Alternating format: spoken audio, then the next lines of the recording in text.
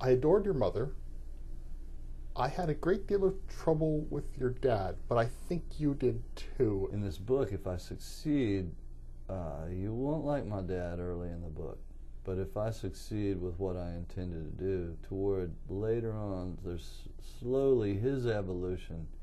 He becomes a very compassionate man at the end of his life, and a very sweet man. And but it wasn't always that way. So of course I had trouble with that. It was hard go.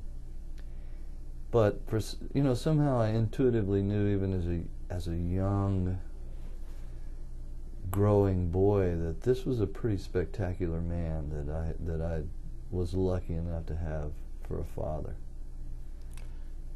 And ironically, you end up leading the life that he would have, if he could have chosen, and he couldn't.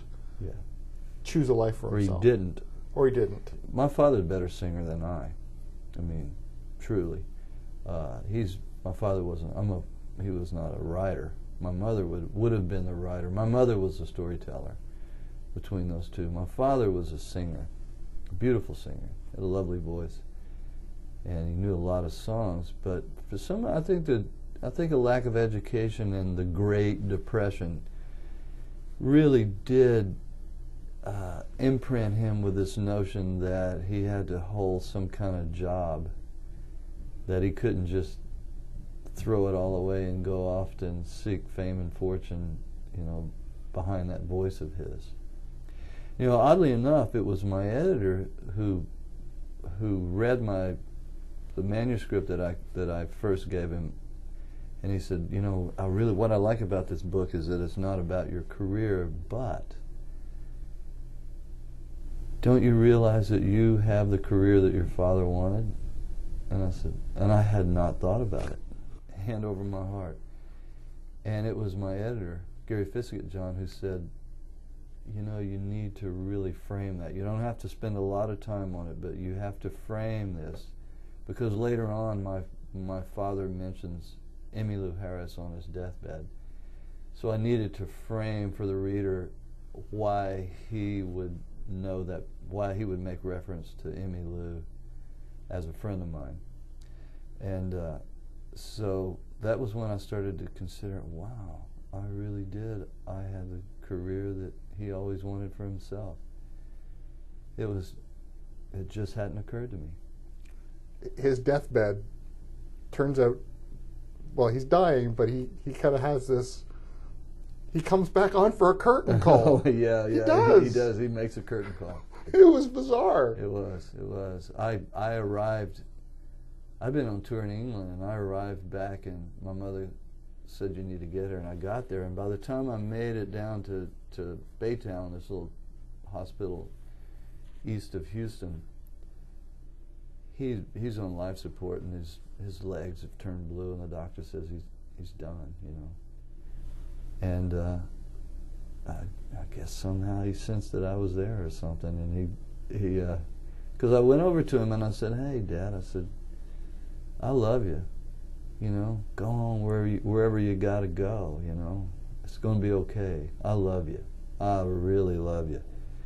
Well, I guess with that was all he needed, because the next thing you know, the buzzer's going off on the life, support system, and he's coming back.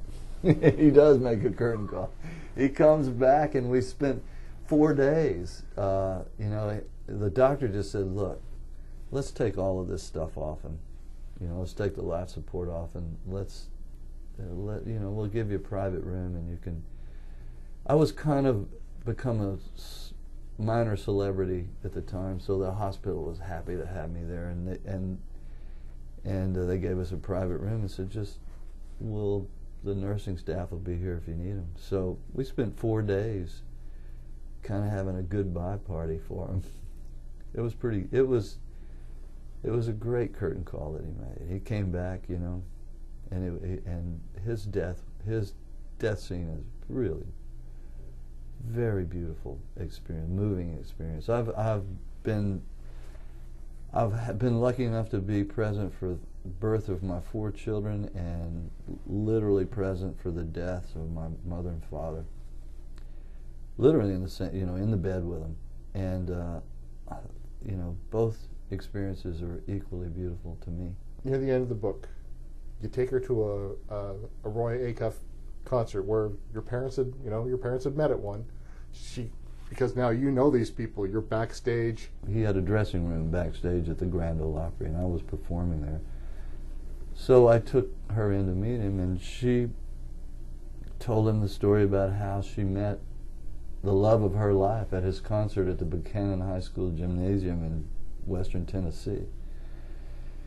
And Roy Acuff, being a consummate professional showman, he let on like, oh, I remember that, and he basically let on like, oh, I remember the light of love shining off of those 2 people.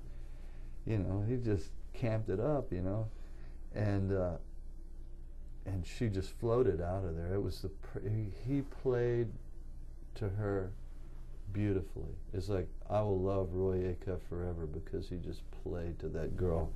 She was 18 again when we came out of there, and she was so happy. She was just floating. And this is when I got the idea to write the book, actually, because she said, oh, he was just like I always knew he would be. And so she said, didn't his hair remind you of your daddy's? And I said, that's my last line of the book.